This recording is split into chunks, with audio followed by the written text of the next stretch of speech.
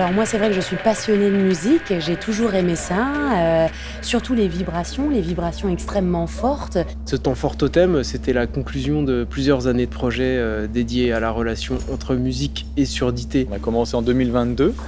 On a travaillé pendant 3 ans, des ateliers dans le laboratoire, des concerts-tests, des campagnes de communication vers le public sourd, etc. Et donc là, c'est vraiment la restitution. C'est des soirées qui font plaisir, qui changent un peu d'habitude.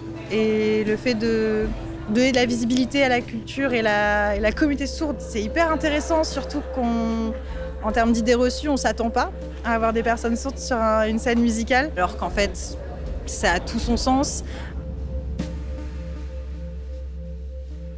Franchement, souvent dans les festivals ou dans les concerts, je me dis qu'il manque un peu de vibration parce que je comprends, c'est un peu sensible et là, ça a répondu vraiment à mes attentes de vibrer.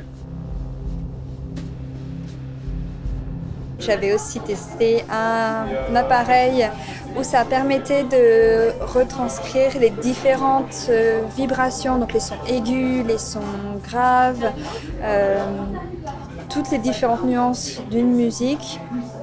Et où on pouvait sélectionner les choses qu'on voulait continuer à sentir, c'était avec un petit boîtier. Donc là, on est allé plus loin dans l'ergonomie des dispositifs, dans la transformation, l'algorithme de transformation du son en vibration.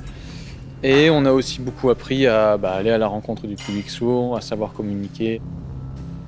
Finalement, mis bout à bout, le projet, je pense qu'il a été porté sur plusieurs années, je dirais 4-5 ans. Et en fait, l'avancée, elle est énorme.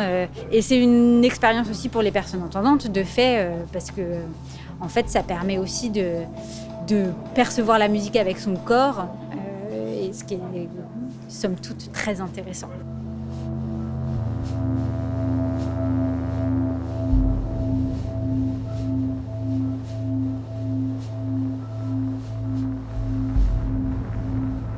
Et Océane nous a rejoints pour chansigner tout le concert et c'était vraiment une expérience de ouf. Et ça ouvre des portes sur plein de perspectives en fait, sur ce langage insonore et c'est trop beau.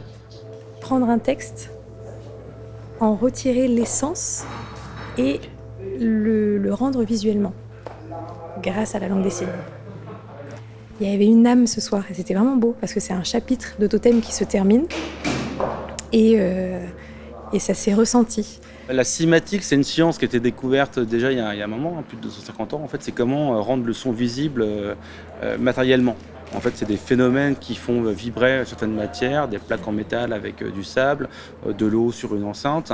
Donc, certaines fréquences, certaines notes même, do, ré, mi, fa, sol, la, si, do, font vibrer en fait les matériaux et donnent des formes qu'on retrouve partout autour de nous. Alors, ce soir, j'ai découvert quelque chose d'assez intéressant. C'est que les entendants se demandaient quel était le lien entre une personne sourde et le son. Et finalement, c'était très intéressant de voir leur réaction.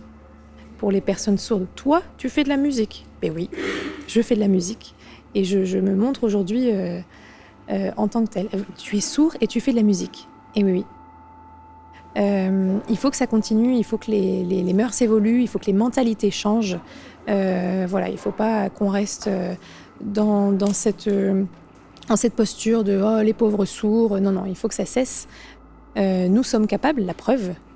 Yeah, sourd power. Donc voilà, on sensibilise, on informe dans l'objectif de faire changer les choses et puis qu'on puisse faire de la musique tous ensemble, je l'espère, à l'avenir.